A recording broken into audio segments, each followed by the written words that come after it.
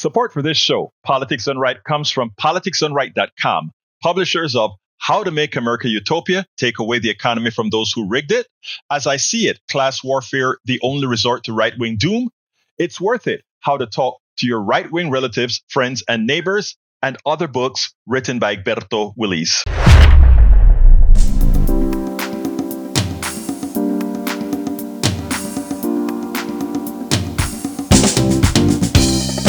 Welcome to Politics Done Right. I am your host, Egberto Willies. This is a progressive program that will take the mystery out of politics. This is the program that will encourage you to make sure government becomes we the people.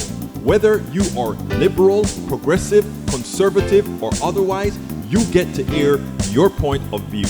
We are an independent media outlet that, unlike mainstream media beholden to corporations, we only owe allegiance to you. Remember, you can also send me a tweet at EGBERTOWILLIES. That is at Egberto Willies. Let us engage. It is Politics Done Right. Support for this show, Politics Done Right, comes from politicsdoneright.com, publishers of How to Make America Utopia, Take Away the Economy from Those Who Rigged It, As I See It, Class Warfare, The Only Resort to Right-Wing Doom, It's Worth It, How to Talk to Your Right-Wing Relatives, Friends, and Neighbors, and other books written by Egberto Willies. Welcome to Politics Done Right. I'm Egberto Willies, your host. Good morning, Houston. Good morning, Harris County. Good morning to the great state of Texas. Good morning to Northeast Texas, Southeast Texas, Northwest Louisiana, Southwest Louisiana, and to every nook and cranny receiving the signals from our high-powered 100,000-watt transmitter, sending signals to the Howard box, formerly known as radios. Anyway, folks, we're going to have a great show for you today. We have a lot to talk about. I hope to get your calls at 713-526-5738 early so that we don't have to be rushing our dear brothers and sisters. But without any further ado, let's move it on to the geniuses in the studio. Well, good morning, Egberto. I'm not so sure your tin cans of string are holding up so well. You sound a little strange on this side. Oh, I do. Yeah, just a little garbled here. Okay. Yeah, it's Monday morning, so the weekend gremlins have not left the building yet. Is basically what I would say. Things are well. We did the remote yesterday with Clint Broussard over under the volcano. Had a fun time. Lots of folks showed up and got to meet some of our listeners, and they got to meet Clint, which is always an honor. So we had a really good time. We got another one coming up here on Thursday. R&R will be at Christian's Tailgate, broadcasting live. We're going to do it from noon until 3, so they get an extra hour, which is kind of cool. We figure it's the Texas Radio Hall of Fame gathering, where a lot of the radio superstars will be. It will be interesting for everyone to come out and enjoy some R&R. These guys are they're more funny in person than they are on the radio. Yeah, if you can imagine that, Ronnie's about as goofy as he can be, and Tom is kind of like the straight guy, but he keeps Ronnie in check. It's a Christian's Tailgate on Thursday, 1 and noon until 3. We're going to be spinning some fabulous tunes out there. Some of the folks from the Texas Radio Hall of Fame will be there. Meet and greet and have a good time. Jack, what you got, man? Good morning. Good morning. I got something here. You are moving into the modern age here. I see that you're going to read something from your phone. Oh, yeah. Wow. Yeah, I mean, I'm proud of Jack. See, Jack came in technically unaware. Neophyte. And now Jack is reading stuff off of his phone. I like that. Something here. And we've introduced him to a whole new world of technology, and he's staying on the good side. So what you got, man? All right. I read your post with Pastor Ruby. Yes. I believe that was his name. And it just struck to my sense of what the Christ being is. And for me, the Christ being is people more like Edward Snowden, Daniel Ellsberg, Julian Assange, These people risk their lives and their well-being to bring you truth. And I think that's more or less my vision of Christ. The ministry of Christ is about activism, not forgiveness. It's about getting and being involved actively in your cause or calling. Excuse me. Even though the call goes out for you to be crucified, you stand your ground and realize the power you have that they will crucify you for. Speak truth to power till power submits. Well, Christ was an activist. Yep. He just said, none of this garbage. Yeah. So if you want to talk about these people who are holier than thou, look down upon the activists saying, well, you should be more Christ-like. They are being Christ-like, clown. So there you go. My 2 cents. It is amazing. I hope my voice is a little bit better now. Yeah, you seem to be cleared up a little bit. Yeah. Did you do extra for that effect?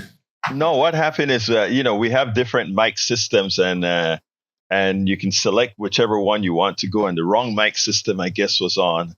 I looked at it and I said, let's go with that one. That's much better. Yeah, you're coming in pretty clear now. Yeah. Well, sorry about that for the listening audience. With all these different contraptions and magical ways that we get to you, every now and then we run into problems. But I am going to piggyback off of what activism is, even though that's not what I wrote my blog to talk about today. But I just love what Jack has to say, like he always changes the damn subject. So let's do it again. Look, the people, Jack is absolutely right.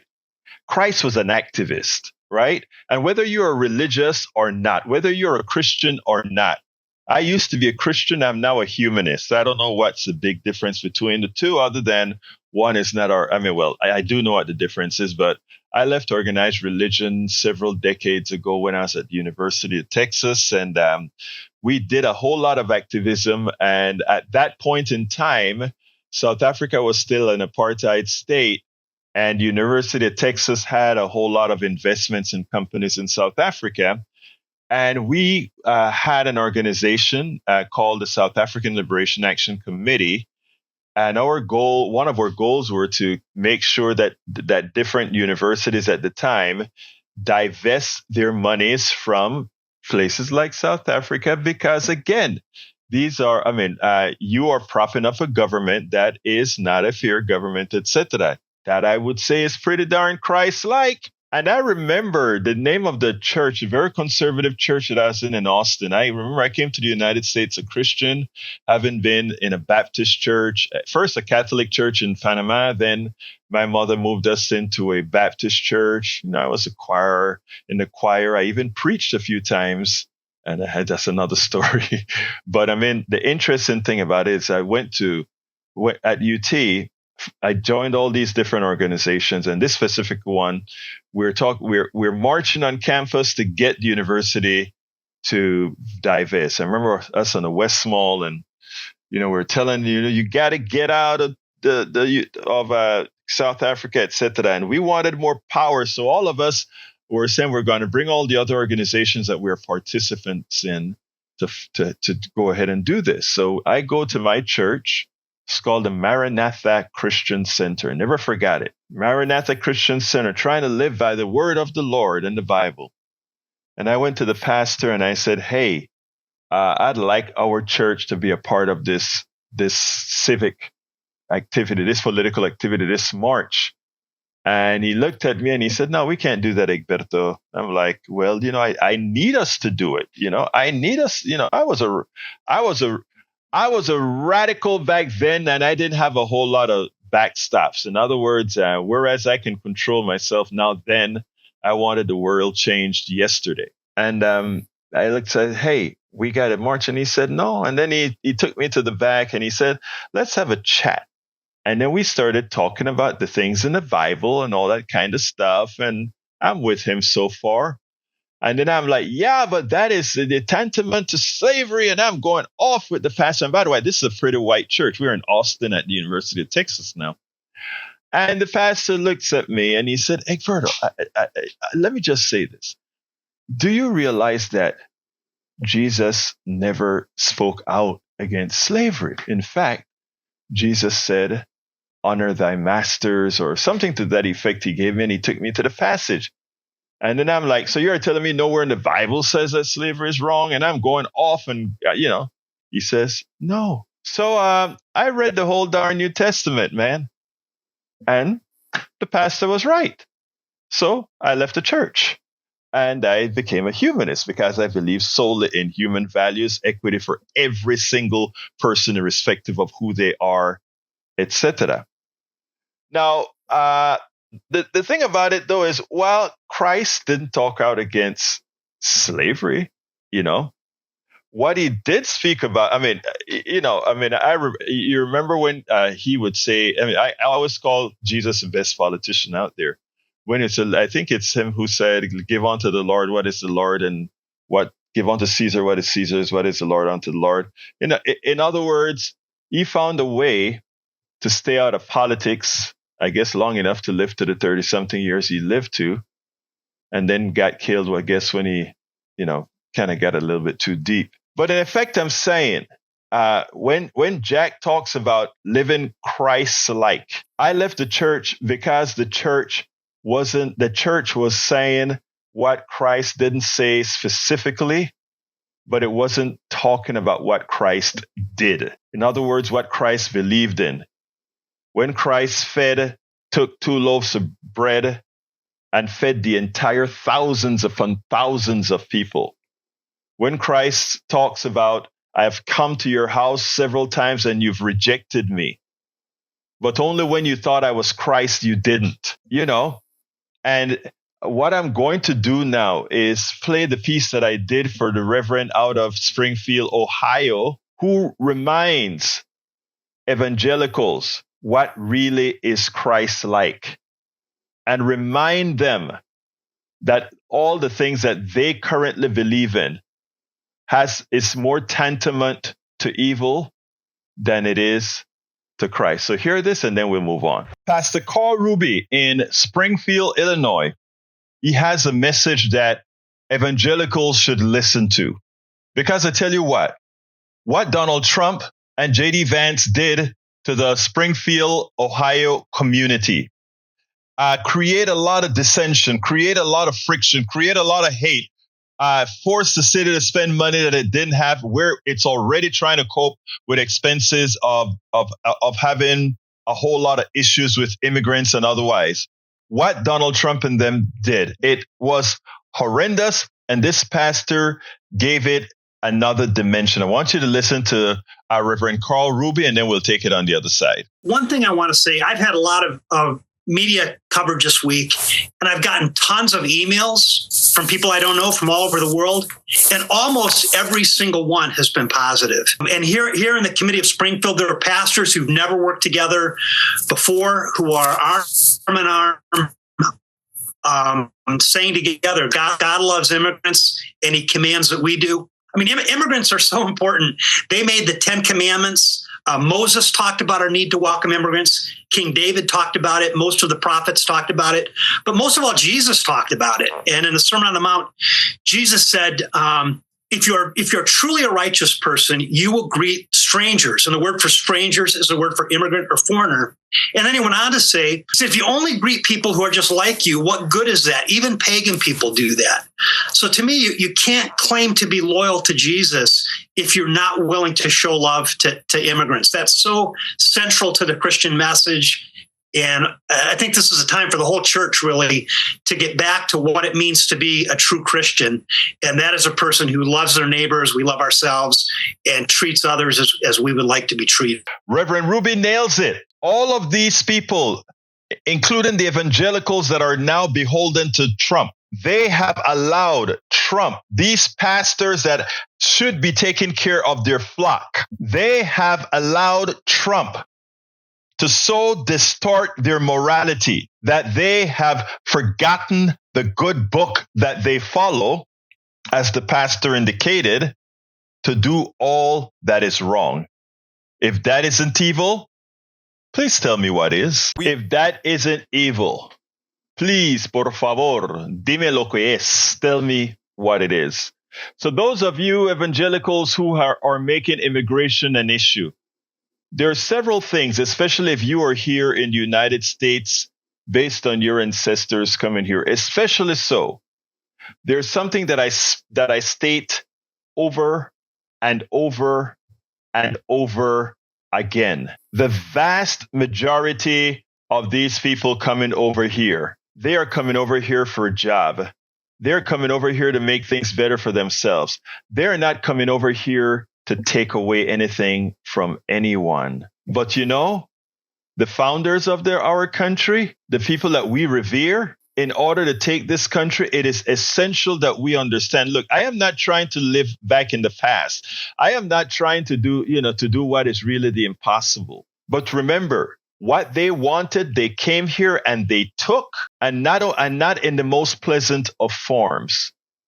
So we should have some humility. We should all have some humility when it comes to immigration. But it even goes further with the change in the way the world is, with the change in temperature, and for the damage the industrialized nations, the part that they've played in the change of our environment, etc. We should be a bit more humble, because much of the damage that many of us have done, look, we have done a lot of good as well, don't get me wrong. But much of the damage that we've done, others are paying the price for, and we owe morally, we owe much to the rest of the world. All right, folks, telephone number is 713-526-5738. Again, that number is 713-526-5738. Extension number 2 to get on air, 713-526-5738. And by the way, you know we're not in fund drive, but no matter when, you can always go to kpft.org and support the station. Make sure we stay here, as well as going to call in 713-526-5738 and hit extension number 1. But please call early. Don't wait until the end of the show. But we have our first caller, Brother Jacob E. Come on in, my brother. Talk to me. That Bible that you quote is our history book, the lost sheep. And you bringing up Jesus, the evangelists, they will close that book. They put these fake pictures in there of him and these white people floating in clouds. But it describes him as a man with hair of wool. Feet look like it was burnt and brass were red. It described a black man, so-called black man to the teeth. If they look at the pictures, they don't even read the Bible. They think he's the stringy hair painting by Caesar that his son did as an artist. They think that's Jesus. The people walk around with the Jesus pieces and the long stringy hair white dude. But if they look at the book, if they read what the description says of him, they'll know who he is. And they will drop that book and run the other way. And, you know, he also told them, do not go the way of the Gentile, but go to the lost sheep of the Israel. Who are the lost sheep? Us in America, and spread it across the country. Creator said, I'll be shattered to the four corners of the earth. So I don't think you want to open that book, because that book is not a Christian book nowhere. From the top, from the beginning to the end, it's Abram's seed that was going to the land. I just posted it yesterday, and they was going to serve our nation for 400 years, and we did it from 1619 to 2019. In 2019, the world got hit with a plague. And you know what that is? That is when everybody had to go get the virus. They had to go get the shot, and the world ain't been the same since. But let's go to like with the Haitians. Now, some have them as the lost tribe. It's 12 tribes, so everybody ain't Jews. Judah is one of the tribes, but you got Dan, Levi, Reuben, Issachar, and they said that some believe that the Haitians are the Levites. That's the priesthood, the Levitical priesthood. But I have nothing against them. But the thing is, when they come over they got Haiti, right? Which these are my disciples, I say. What's up to them? They cool. Now, but what it is for those of Judah in Ohio, in Akron, Cleveland, Toledo, why would they have to go way over there when Judah right there? And Judah needs some work too. They ain't got to go way over there. Judah will work in a factory. They ain't picking no grapes. So don't say they can't want anybody to do that job. Anybody in America would do that job. So that's what it is. Jacob, I must admit that half of what you say I don't really understand. Maybe I'm not capable of knowing all that history. Now, when it comes to the representation, wait. I can talk real slow. Let me talk real. Oh no, real quick. it's okay. It's okay, brother. It's okay. But let me just say this. I get it. I was making a joke. But here's the thing. When it comes to what Jesus looks like, yes, Jesus is not the blue-eyed blonde on a cross that you see in most churches. People sort of make Jesus a representation of who they are. In Panama, in a place called with the okay, let me finish. In Panama, we have on the Atlantic coast, we have a picture. We have a very historic church on the Atlantic coast in Panama, in a city in Colon called Portobello. And in Portobello, what Jesus Christ looks like me. Okay, so I mean, it's not something that people don't do all over the world, what Jesus Christ looks like. The truth of the matter is probably what Middle Eastern or something like that. But I don't think that is important. No. Jacob, let me finish, please. Let me be quiet. Okay. Thank you, brother. I appreciate you. I do appreciate you. The truth of the matter is, as far as physicalities, we can assume. We don't know absolutely. And one of the things that I won't have an argument or discussion, you can speak about it. It's a free country, but I'm not going to make the physical appearance of that particular human being be something that distracts me. The only reason for what Jesus looks like to be distractive to us, in my humble opinion, is when people try to make it that the physical attributes of Jesus makes the physical attributes of others less worthy. And that should never be the case. So other than that, there's no reason to be what Jesus looks like. Go ahead, my brother. And then I got to go to Johnny. Well, go ahead, brother. Okay. Well, it's written. You ain't got to physically do nothing. It's in plain. You're educated man, highly educated, right?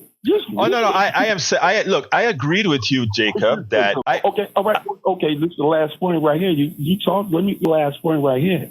He told his disciples, do not go the way of the Gentile, but go to the lost sheep of Israel, my people. And that's what, and we are his people. We got scattered to the four corners of the earth. We're not just so black that they gave us as a nation. My people did not speak English. They spoke Hebrew, and they got them on the books with their names in Hebrew. And that's it. The imposters over there, they're not of Jerusalem. That's it. Shalom.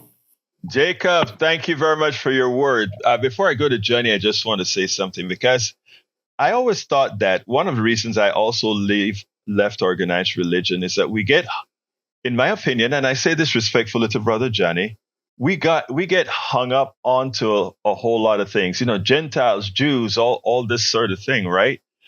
I remember one time asking a pastor, I said, if one reads the Bible literally, aren't you saying that prejudice and, that sort of stuff emanated from it? After all, how can the God who made us all come out and say Jews are my chosen ones, So, and not all of us are the chosen ones, So, I mean, again, I'm talking literally. I always ask my pastor and that sort of stuff when I came in. And I remember the first time I did a little preaching as a youth pastor. This was a short time. It was youth weekend. I did the preaching. I made sure to skip that part and made it that everybody was the chosen one. But hey, that's my thing. Let's go to Brother Johnny. With all due respect to Brother Johnny, don't get me involved in this. I have no clue. I have no clue what that brother was talking about. So I'd have to go back and listen to the archive for later if I've got time. Anyway, so here's how this is how I like to interact with some of my Republican-leaning neighbors. Sometimes I will approach Jesus and organized religion in this way. I say, Jesus was the original socialist hippie. And that shuts them up right away because they don't know how to respond to that. And then unfortunately for them, that's a true statement and verifiable by the Bible. Go ahead. Yeah. So that shuts them up right away. And then I proceed to explain to them what I mean by that. And I lay it all out for them. And I use myself as an example. And in terms of organized religion, dovetailing what you just said, with organized religion, if we had more people like the Reverend Dr. Barber, then I could support organized religion.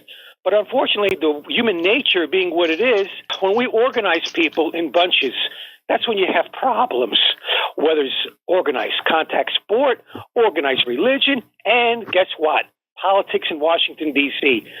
There's this series of public service announcements, excellent public service announcements on Free Speech TV, in a series run by Inequality Media with Robert Reich. Robert Reich. Yeah, he's great. Right. Yeah, I'm sorry.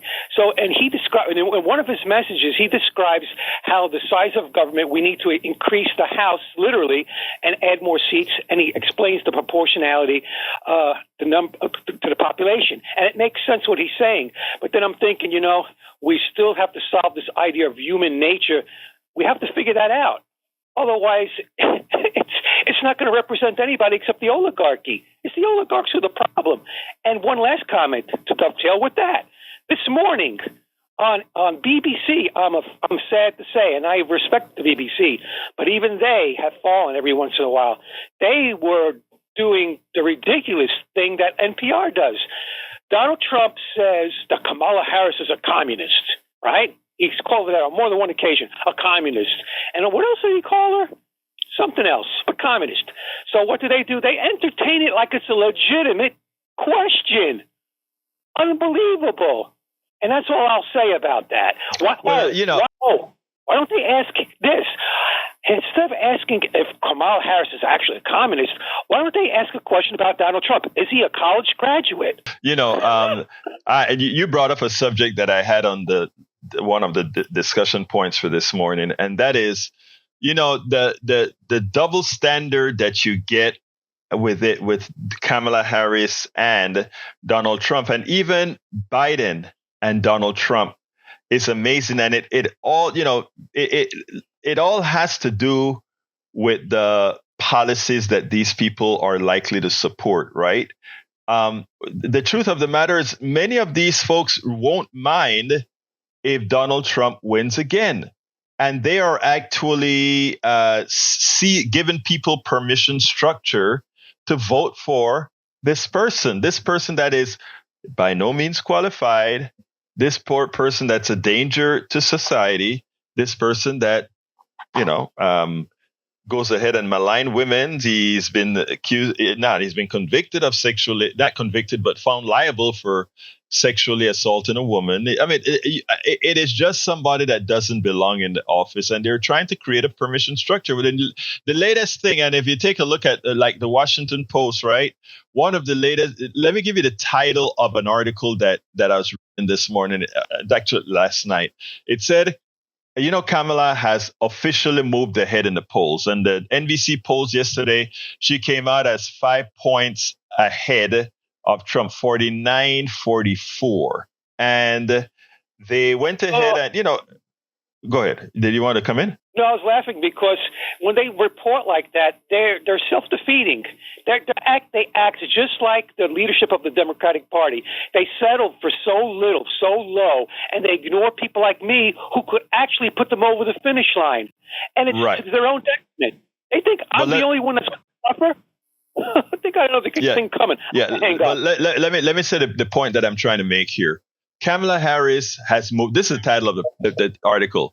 Kamala Harris has moved the polls, but she has more work to do. And then the subtitle is, in the first 2 months of her campaign, Harris has met or exceeded expectation. So they give her the kudos that she deserves. Nobody, and I mean nobody, expected the competence that they got from her, not only in herself appearance on the stage, but also in the back end running the campaign, right? But there had to be a but. But she has to do more to pull ahead of Donald Trump in the battleground states, And they're not admitting that one of the reasons she has to do more in these battleground states, and everywhere, to put it bluntly, is because of their reporting. And Johnny just brought up a point from the BBC. The incompetent, unintellectual Donald Trump goes out and he says, Kamala is a communist. He couldn't even define communist if you asked him. If you ask him to read the definition, he probably couldn't do it appropriately. But now the mainstream media is taken up with addressing a comment made by somebody who has no intellect behind him. And thus, then, people that are, Republicans or independents or otherwise, they start to get, I wonder if we need to examine that. So there's a double standard here that's being asked. She needs to do more. She's proven competent.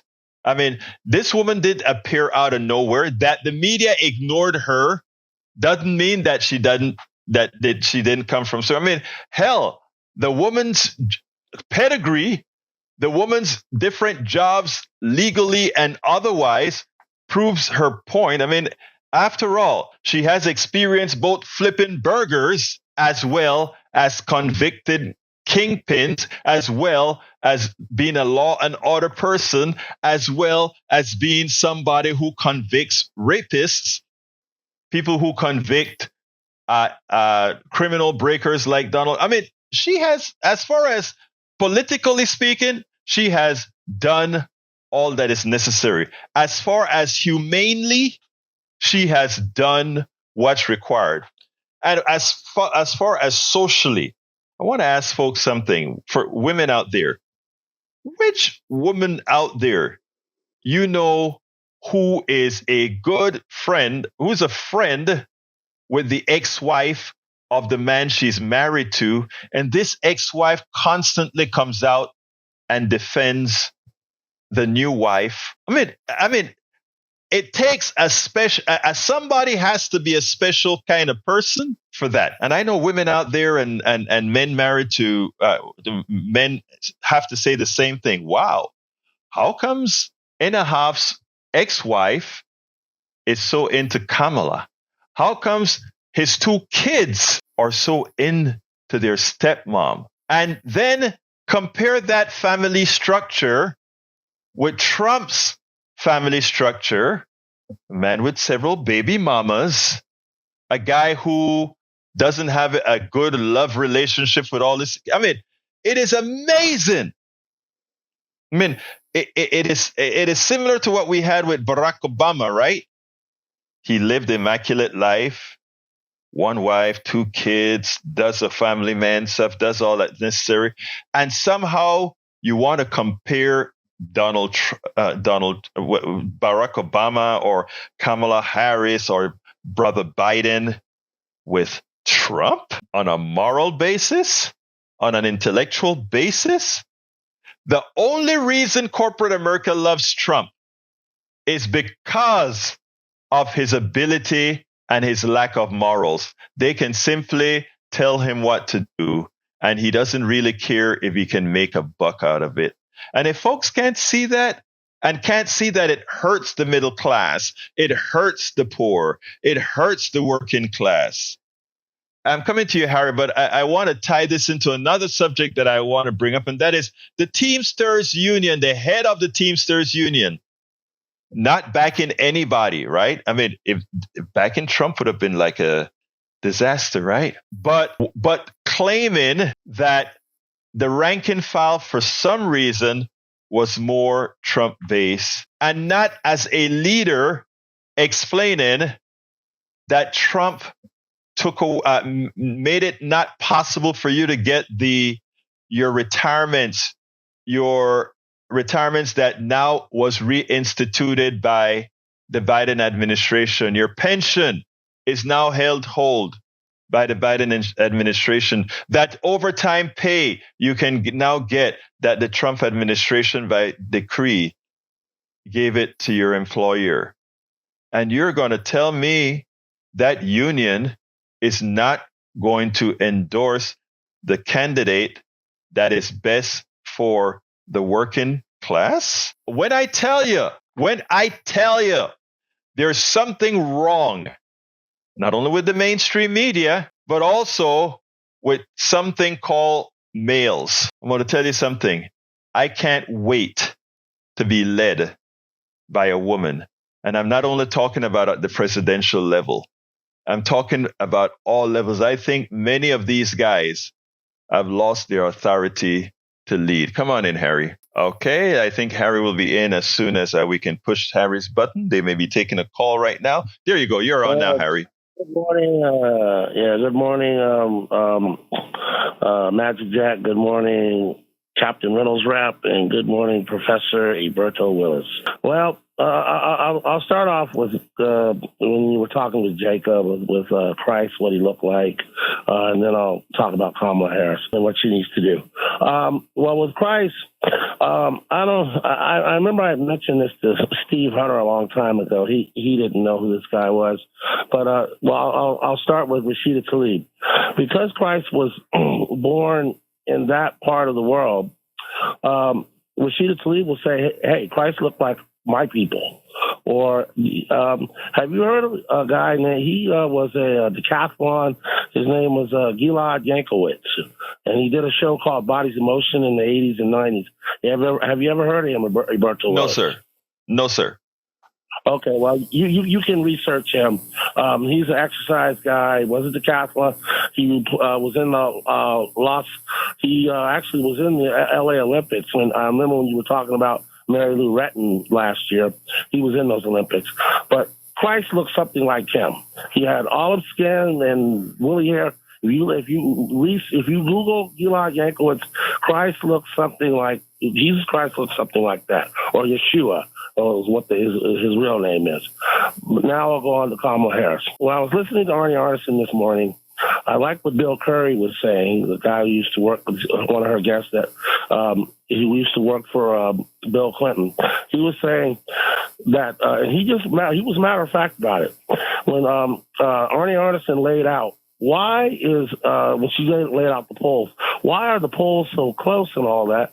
And Bill Curry just said, well, because Kamala Harris has not explained herself enough on her policy on how to do it. If she would talk more about maybe getting student loans for young people to pay, to cut the student loans, talk more about that, talk more about livable wages. Like, because they talked about Bernie Sanders when he first was talking about that back in 2016, and they were calling him Crazy Bernie.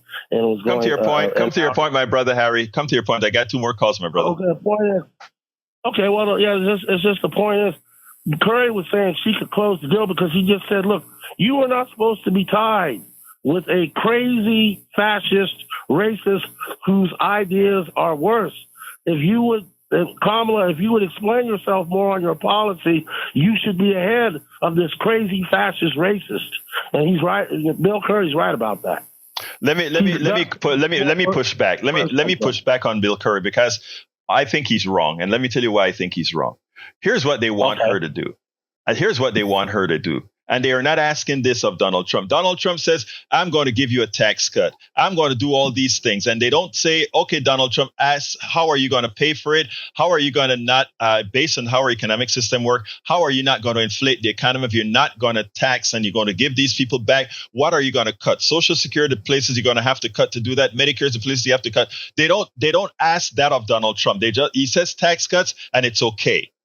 Now she says, I am going to give you a credit. I am going to, and remember, a credit is just taxes not paid. I am going to give you a credit for $50,000 for business. I'm going to give childcare for $6,000 for the first year, $3,600 until $63,000 until she gives all what she's going to do. And then she tells you how she's going to pay for it. She's going to pay for it by increasing capital gain taxes and these other taxes on wealthy people. She gave the full Monty. For those people who says that she's not explaining what she's going to do. She don't only tell you what she's going to do. She tells you how she's going to pay for it. And all of those people out there that are like, she needs to say more. She needs to say more. They're full of it. They're not asking the same of Donald Trump. And they did the same thing to Brother Biden. They did the same. Brother Biden has been an exceptional president. Look, I am not a Biden. I am a Bernie guy, and I'm telling you, Biden did exactly the things that Bernie would have done. When you look at Biden has Lena Khan, who is one of the most powerful 30-something-year-olds who have the corporations on their knees because they can't rip the people off. I am sorry. It is time for us to boldly say that Biden actually reigned like he lived. In other words, he came out of Scranton, Pennsylvania, I think it was, and while he doesn't say it, his policies have been that of the working class. Because of his age, I don't think he could carry the mantra. But Kamala Harris moderated a bit of of the wordiology from Biden. But I'm sorry, anybody in the working class that doesn't see that, it's not because they're dumb or anything. It's because we have a media that's not doing its job, and it has people like Brett Stevens and others going out there and telling a narrative that they're not asking of the right. Thank you very much, Harry, for giving me the opportunity to say that, brother. I got to go to Moses. Okay. Let's go to Moses. Come on in, Moses. Good morning. Buenos dias. Buenos dias, corazón. Buenos dias, mijito. Okay. Let me say this, and I have about 4 points.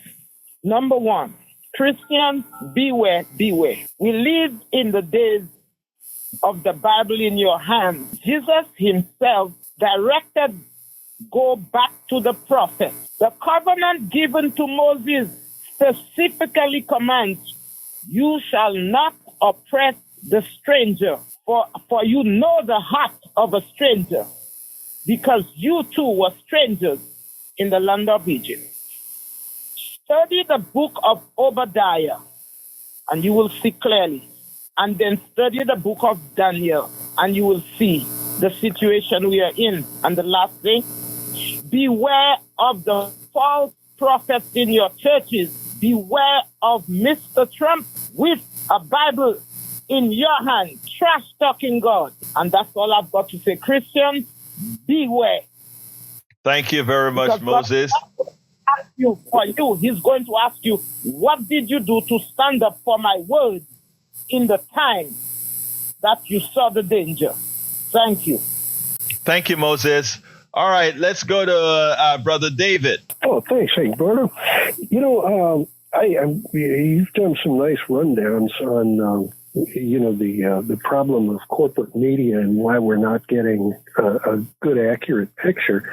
One of the bigger scams that's happened about 20 years ago was the corporate mergers in media, in radio, media in total. And just like you were talking about how the mass media hasn't informed us.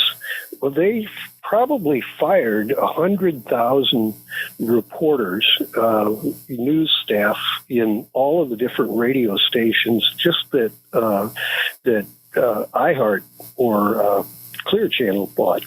And 100,000 voices were silenced and replaced with Rush Limbaugh and, corporate chain liars. So one of the big scams that they've been pushing since then is that government must be run like a business. Oh, now, yeah. That's a lot. Government needs to be run like a nonprofit. If you're going to run your sewer department, you don't want somebody trying to take a profit on it. And you don't want it run on the cheap because you're going to have epidemics. And you don't want the library to run like a profit. You don't want to start naming the departments. The road tar alone would bankrupt any major city if it was run like a business. It's got to be run like a nonprofit. And so a guy like Ronald Reagan, whether it's Ronald Reagan or George Bush or who's this jackass Trump, those guys, not only are they bad businessmen, but they don't know how to run government like a business because it's not supposed to be run like it. So I was just going to leave that as the major theme, that government has to be run as a nonprofit, and for Trump to pretend that he knows how to run it, he's a liar. Look, let me address much of what you said. The mainstream media have always had its soul sold, but I mean, we used to have a point in time when NPR and the BBC and all these guys were reliable in that they had the authority to go out there and do things. But as they got less funding and also had to get funding from the external places, a lot of that changed, and it really tempered what one can say. And that applies to a whole lot of different, even things that we call community radios and community. A lot of places restrict much of what because they have to temper themselves with the corporatocracy, those people who are donating.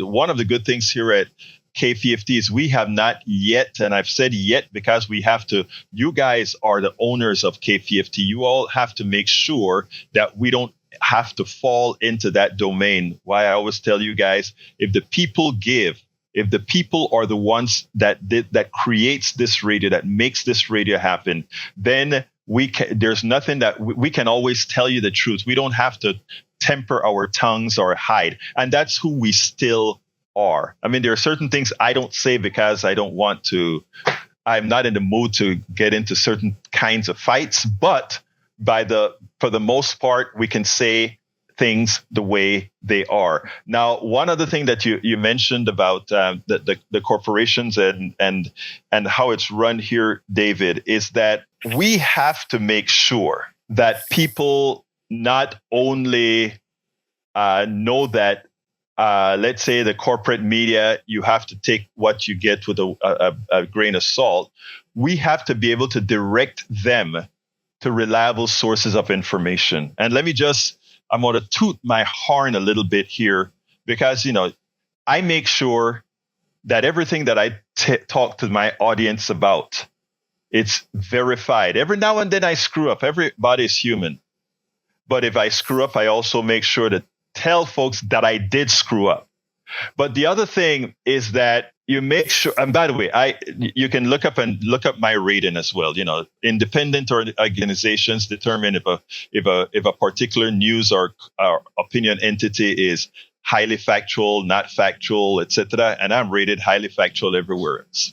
But anyway, the fact of the matter is this: the media has changed, and those of us who still have the opportunity to do so must inform people where they can get reliable information. And you'll hear Johnny come on here, you come on here and you make your point as well. And others say, hey, by the way, you can get this is a good source here. This is a good source. This is a good source. It's no longer coming from the top directing news. News is going to come in a network fashion where we all have to find where the truth is. All right. Anyway, anything else, David, before I run to Donald? Well, I guess I could just wrap up with when the corporate media got bought up, Rupert Murdoch tricked America into having the news department make a profit. Well, that flies in the face of journalistic ethics when journalists are supposed to look for the truth, not listen to the advertisers. And the advertisers, once the advertisers were forced into the news department, that guaranteed that we were going to get a pack of lies. So if you hear... Yeah, go ahead. Yeah, go ahead, David. Well, just the news department is never supposed to make a profit. It's not supposed to pay for itself. It used to be a public service. The FCC, when radio stations got started 100 years ago, it was seen as a public service, and radio stations were leasing the frequency from the people. We, the people, own the frequencies, and the the radio stations and TV borrow them. They lease them from the people of the United States. David, I got to go. David, you're right. But I think I want to cut you on that point because a lot of people don't know it. You're absolutely right. The airwaves belong to us and we lease it to radio to use it. You're absolutely right. And the other thing that you brought up that is important is that government should not be run as a business at all. Government is not a business. Running government like a business is one of the worst things to do. Howard also made clear about the Telecom 1996. I think it got rid of the rule where equal sides had equal access to commentary, etc. But anyhow, thank you, David. I need to go to Donald. Sure. Take care. Donald, come on in real quick, my brother. Good morning, Egberto. I got to ding you for a second. Your brother-in-law has very good. He's got a very good tonal quality in his voice. He needs to do ebooks because his voice is right there, and I'm glad to see that he's recovering. And you read the article? Yeah. Well, no. Anyways, I don't listen to your stuff. But okay, if you look like Jesus, I ain't never seen no Jesus with a headset and bald hair and glasses. I don't think Jesus needs no glasses, but I think you're right on the color because I'm going to sit outside when I get to heaven and on my smoke breaks when I'm taking a break from the sewer treatment facility.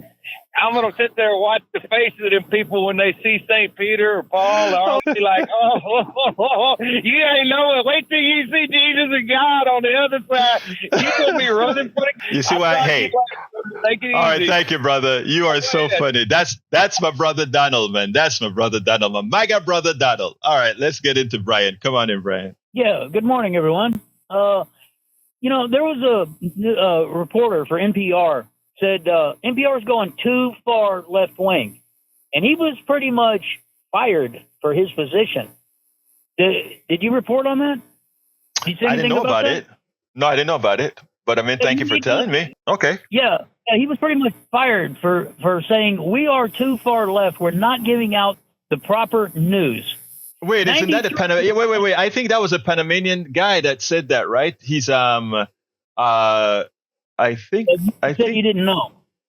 Yeah, I think I do. I think I remember this story. I think I remember the story. And then he went and worked for Fox News, right? No, he did not. No, he did not. I thought you were talking about Juan Williams, because Juan Williams is from Colon, the same city that I'm from, and he had some issues with NPR. But anyway, continue, brother. No, 93% of the news being reported on Trump is negative. 93%. Why is that? Why is that?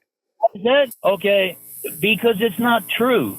It's one-sided. If 93% is so let me negative, stop you. Let me stop you there and ask you a few questions, if I can. Did Trump talk about grabbing on women's parts? Yes or no? How about Clinton? What did Clinton do? Okay.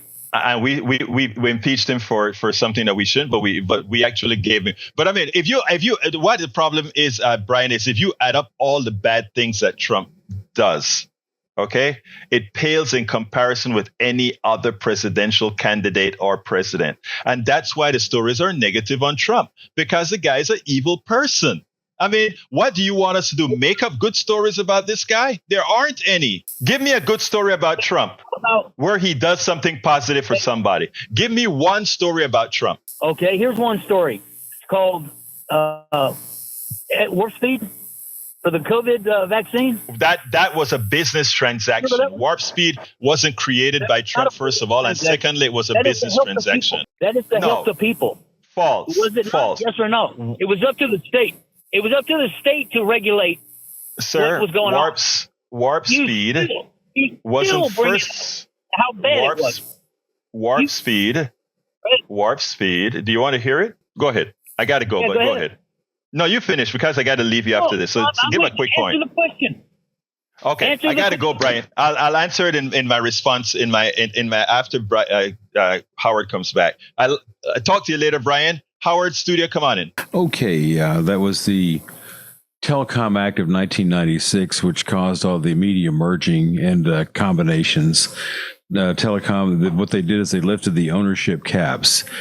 At one particular time, there was a law that said you could not own any more than 7 radio stations. Right. And then they increased it to 10. in the different markets. You couldn't own another station in the same market because it cut competition, and it does. Right. The fairness doctrine was the one you were talking about that lifted the requirement That's for right. Right. fairness doctrine. So I know a little bit about that as I worked for iHeart for about 21 years. So I know how they operate. And other than that, Jack, let me correct. I want to make folks know the correction. Howard just corrected me on a very important thing. When I spoke about equal access to the airwaves, that was the fairness doctrine, not the 1996 Telecom Act. I thought it was in the 1996 Telecom Act, but I think it came before the 1996 Telecom Act with Ronald Reagan. You're correct. Well, they had a sunset on that one. Right. So they let it expire. It was not a law. It was a rule with a sunset. And they let it sunset. So you no longer have the fairness doctrine where one side can get on and the other side can get on where they owed equal time, which I think they should bring it back, really, because we have two sides to every story. But, I agree. What do I know? I wanted to make sure that the audience, I wanted to make sure the audience got it right because I said it incorrectly. Go ahead, Brother Jack. Well, Jack says he doesn't have anything, so take it home, Egberto. All right. Anyway, as far as Brian is concerned, Brian brought up something that Donald Trump allowed to happen and made it his own. I don't. Anyhow, folks, love you all my listeners, all my callers. Please keep listening. The rest of the show can be found at politicsdoneright.com/newsletter, politicsdoneright.com/newsletter. Got to get out of here. My name is Egberto Willies. This is Politics Done Right, and you guys know how I end this baby. I am what? Out! Support for this show, Politics Done Right, comes from politicsdoneright.com, publishers of How to Make America Utopia, Take Away the Economy from Those Who Rigged It. As I See It, Class Warfare, The Only Resort to Right-Wing Doom. It's Worth It, How to Talk to Your Right-Wing Relatives, Friends, and Neighbors, and other books written by Egberto Willies.